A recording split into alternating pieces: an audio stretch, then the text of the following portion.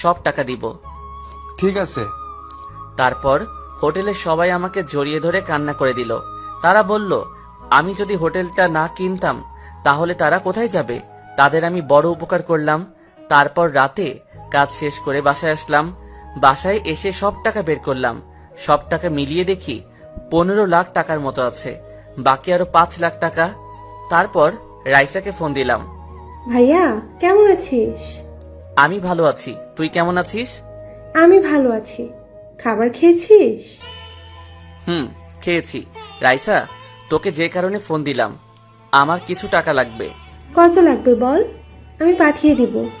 বেশি না, 5 লাখ টাকা হলে চলবে। আমি তোকে পরে দিয়ে দিব। আমার টাকা লাগবে না, তুই বল কখন লাগবে টাকা। কালকে লাগবে। তুই নাদিয়ার হাতে টাকাটা দিয়ে দিস, সে আমাকে এনে দিবে। ভাইয়া তোকে দেখতে মন চাইছে, প্লিজ ভাইয়া টাকাটা আমি তোর কাছে নিয়ে আসি। তোর মুখটা দেখছি না, অনেক দিন হয়ে গেছে, তুই না করিস না।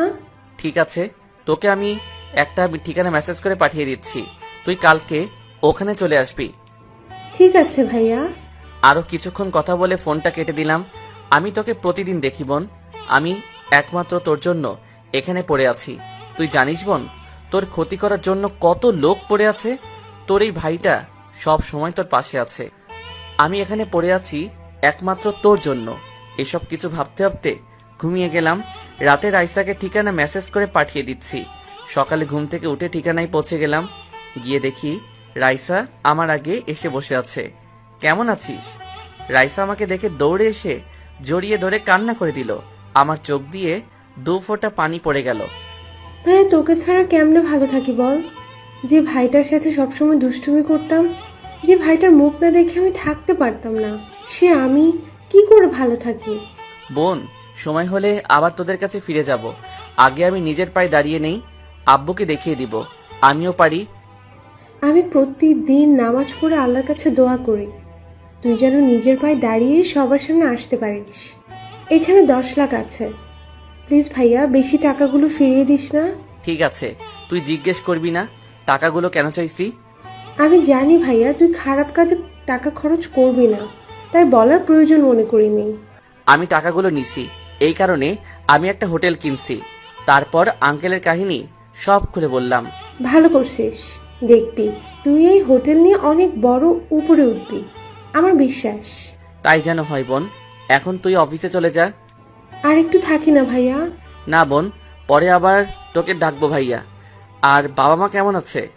বাবা তো সারাদিন বাহিরে থাকে, আমার সাথেও তেমন কথা বলে না। আম্মু তো বাসায় একা একা মন মরা হয়ে বসে থাকে। আমি তো অফিসে থাকি, অফিস শেষ করে বাসায় গিয়ে আম্মাকে কিছুক্ষণ সময় দিই।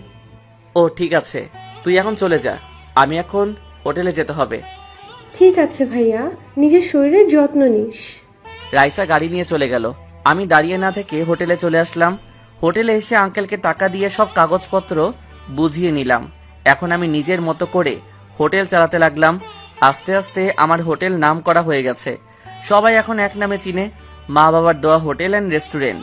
আমার হোটেল এখন বাইরের লোক এসে খাবার খায়। এই হোটেল ওপরে উঠাতে আমার 6 মাস চলে গেছে। এই 6 মাসের ভিতরে সাদিয়া অনেকবার এসেছে আমার হোটেলে। হোটেলে এসে আমার দিকে কেমন করে যেন তাকিয়ে থাকে। আসল কথা বলতে, সাদিয়ার এই তাকানো দেখে আমি তার প্রেমে পড়ে গেছি। সাদিয়াকে দেখে মনে হচ্ছে সেও আমাকে ভালোবাসে। তাকাবে না কেন? এককালে কলেজে সব মেয়ের ক্রাশ ছিলাম। আসলে বাস্তবে আমি অনেক কালো একটা ছেলে। কোনো মেয়ে আমার প্রেমে ভুলেও পড়বে না। দেখতে দেখতে 1 বছর চলে গেছে। এখন আমার বাড়ি গাড়ি সব কিছু আছে। আমি এখন নিজের পায়ে দাঁড়াতে পেরেছি। এখন আমার আব্বু বলতে পারবে না তুই জীবনে কিছু করতে পারবি না। এখন ভাবছি সাদিয়াকে প্রপোজ করব। দেরি না করলে হয়তো অন্য কেউ নিয়ে যাবে। এই 1 বছরে সাদিয়ার সাথে ভালো বন্ধুত্ব হয়ে গেছে। তার সাথে এখন ফোনে কথা হয়। রাতে সাদিয়াকে ফোন দিলাম। বলো। কেমন আছো? ভালো আছি, তুমি কেমন আছো?